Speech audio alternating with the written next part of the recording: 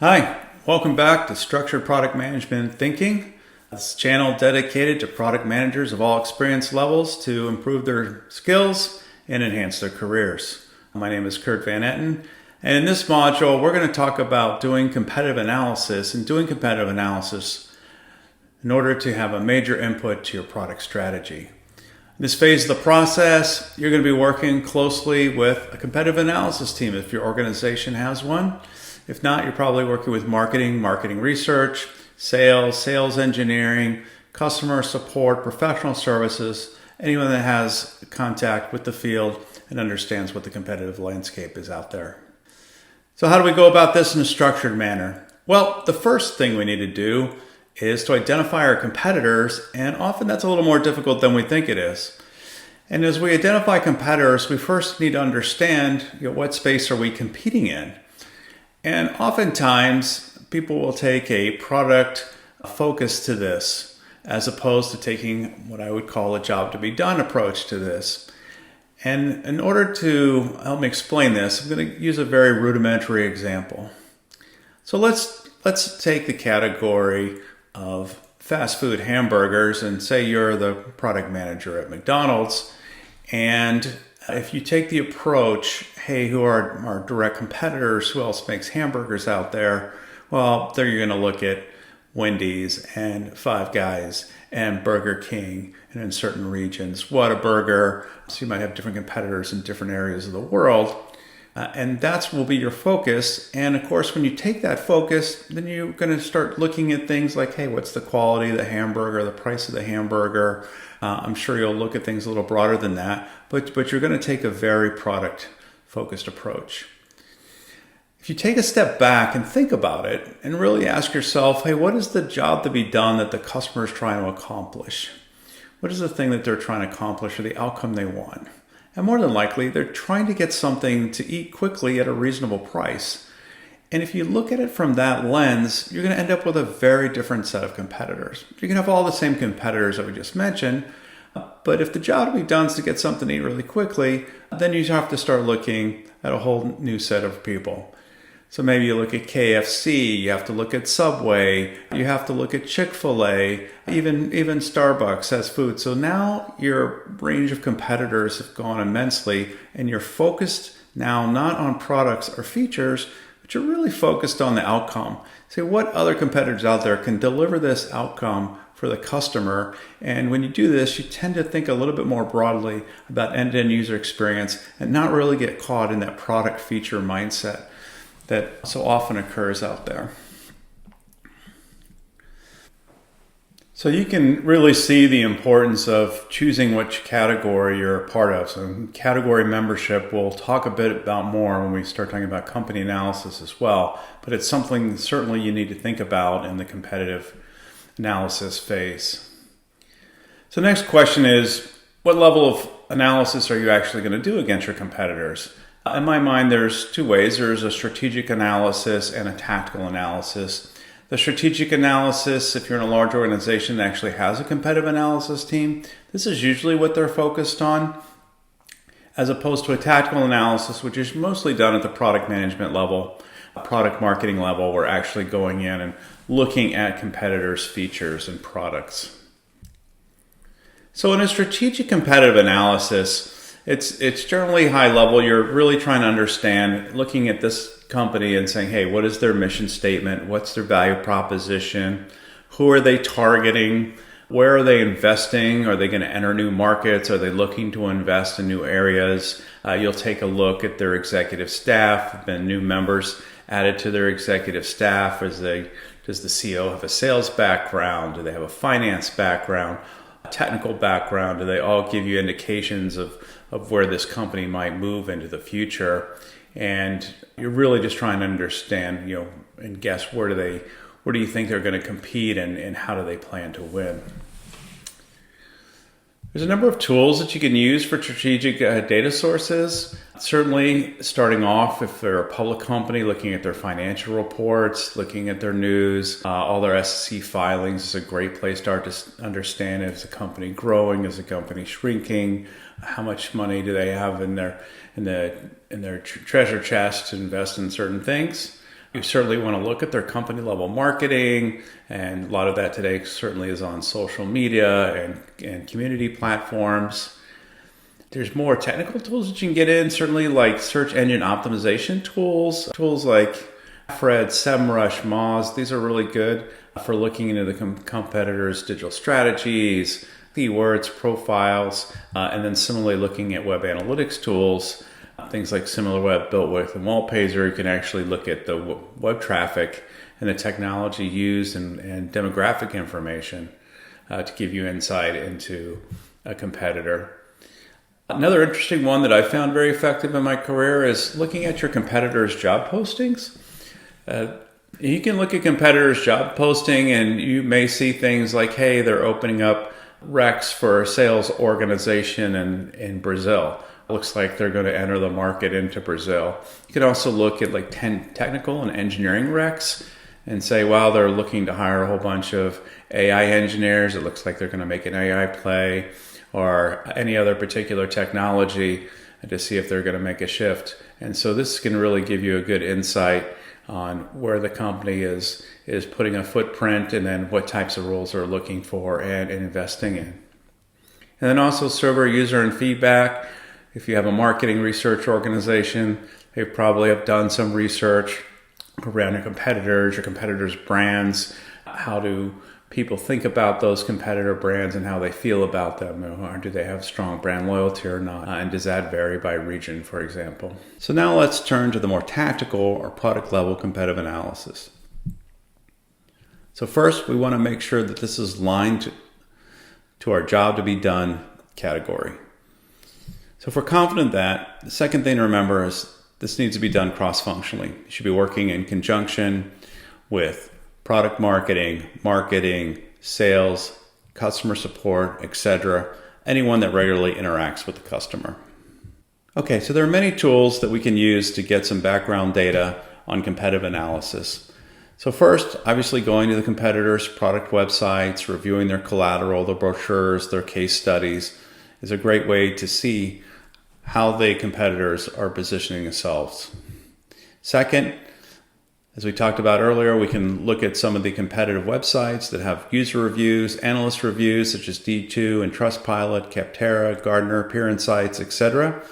And also the analyst reports themselves. Again, as we talked about in the earlier module, Gartner, Forrester, IDC, 451, these are all great ways to get research reports and see how they view the industry and your competitors. We should also get out of the office and talk to customers. So we should be doing surveys, we should be doing interviews, we should be talking to our customers and our prospects and really understand why did they purchase our product over a competitor's product? Why did they purchase a competitor product over our product? And get that first-hand interaction with the customer and be able to ask those follow-on questions. And we should also do a pricing analysis. And we can use price tracking tools and competitor websites and industry forums to look at that. Obviously, it's much easier to get pricing in a B2C market than it is in enterprise software. But more importantly, we should not think about pricing and the price tag itself. We should be more thinking about the pricing and the packaging. How is these products and features bundled? What discounts are offered? Are all important aspects of pricing that we need to look very closely at. So again, if we are potentially new to this product or new to the category, GenRVI can be a great tool to help us get started. So let's take a hypothetical situation. Let's take a hardware product example. Let's say you're the product manager at Bose and you're the product manager for their wireless headsets. And so you're new to this position and maybe you want to understand, hey, why do people buy Apple AirPods over the Bose offering? And you can put this prompt inside of ChatGPT and you can get a pretty good list. So seamless integration with the Apple ecosystem. Apple's certainly known for design, so design and portability, ease of use, sound quality. They have some advanced features that you need to take a look at. Brand perception. I really like this one example here of customer support. So again, This is taking a look at the end-to-end user experience, and people are very comfortable with the Apple brand. If something goes wrong with the Apple product, that they can get great support from Apple. We could also reverse this and say, hey, why would top reasons users would choose a Bose wireless earphones over an Apple AirPod? And this might help us ferret out some weaknesses with the Apple products. So Bose is known for superior sound quality. The market perceives they have advanced noise cancellation because of Bose is known for that feature in their Quiet Comfort line. Known for comfort and extended use, durability, superior phone call and mic quality versus an Apple product. The fact that it's platform agnostic and has great battery life, premium features, etc. So you can see this is actually a pretty good way to just get some general information to get started. Again, not necessarily actionable, but it's a great way to make a list that you can go and take a look at as you're moving forward with your competitive analysis. So how do we want to provide structured thinking to a competitive analysis? Well, I have two recommendations. So the first one is a SWOT analysis or SWOT matrix template, which has been around for a very long time.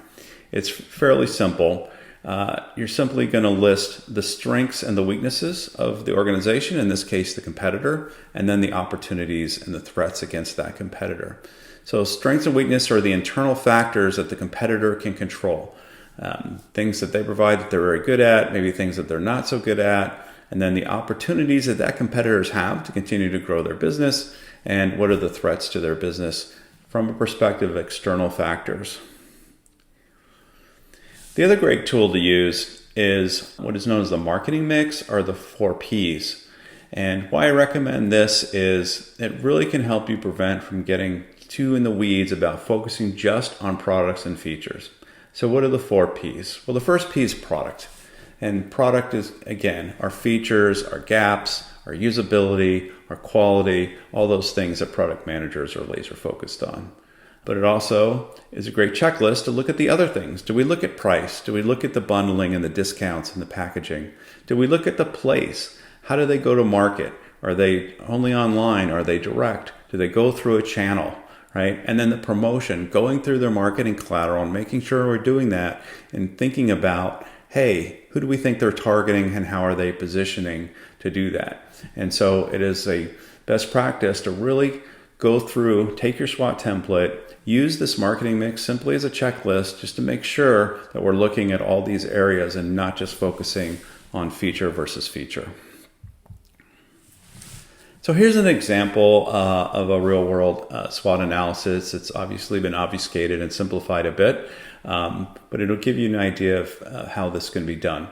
So this was a competitor. They were in the information security space, and it was a competitor to ours, and they had some great strengths. They had a great cloud security offering. They had bundled threat intelligence into their offering, and they were very strong in the European market, and especially but mid-market.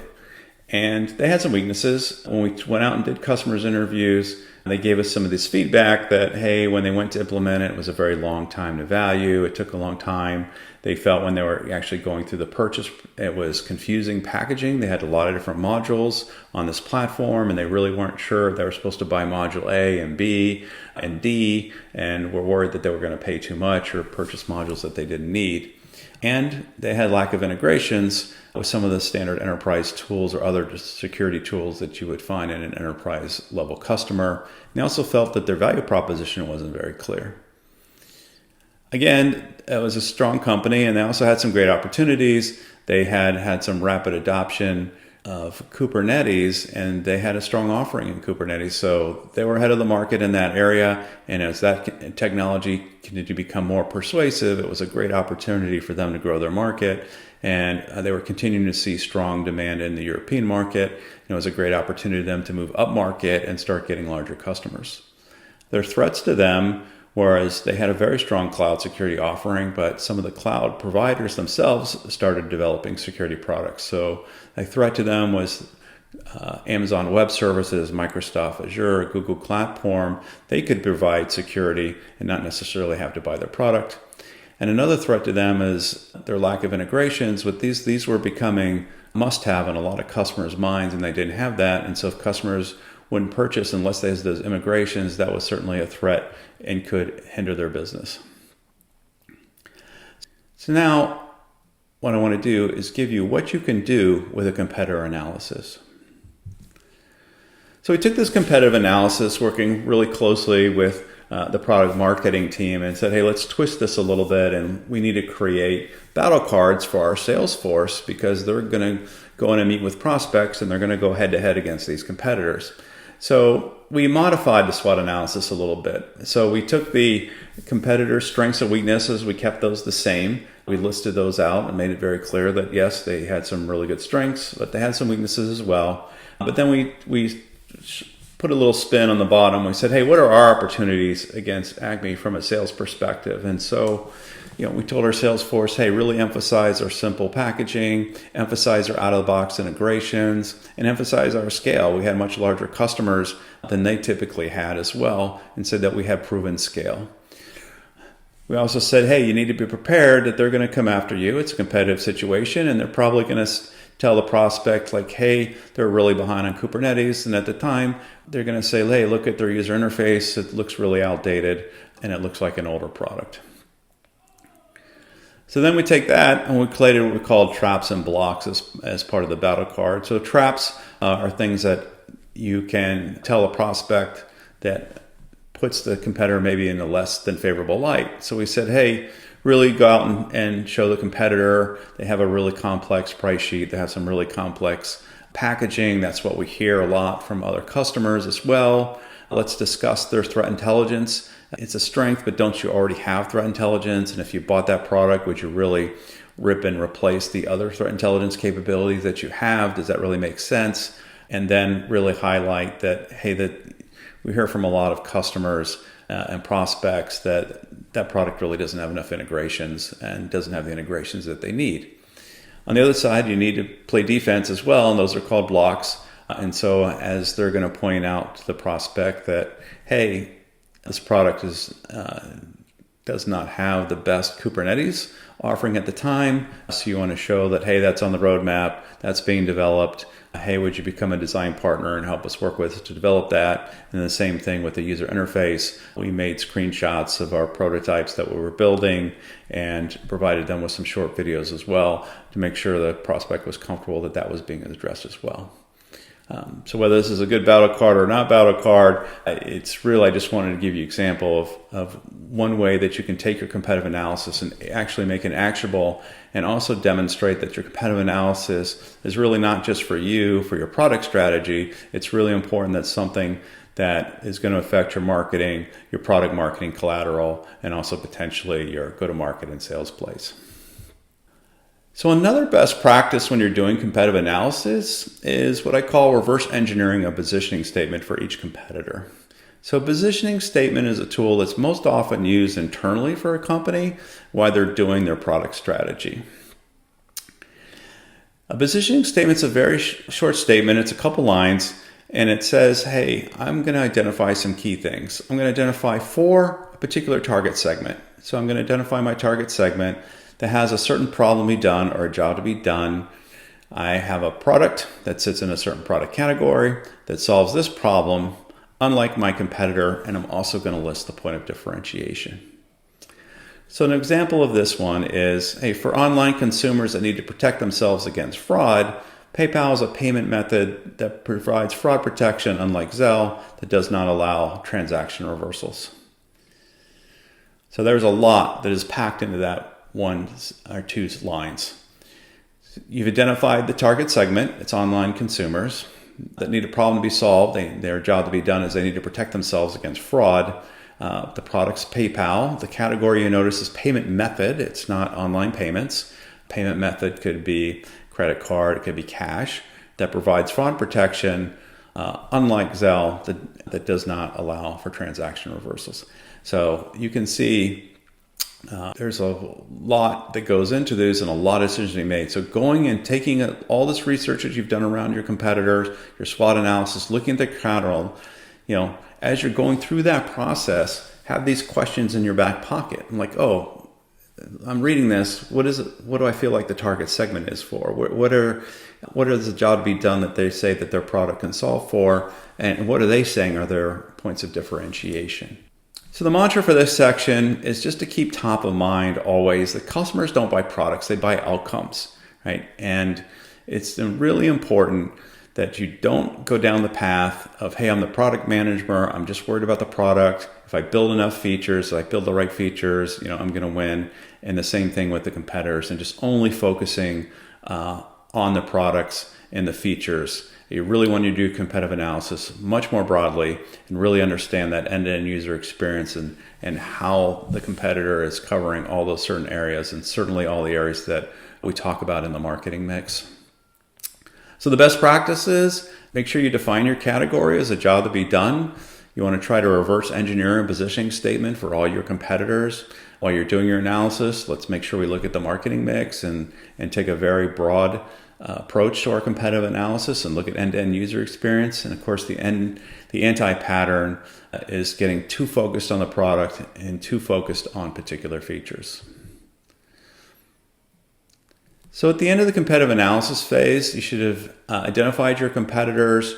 You should have a good list of your competitors. You should know what category you're in from a jobs to be done perspective and a product perspective. You should have a good SWOT analysis on all your competitors, and also have tried to reverse engineer positioning statements for all your competitors.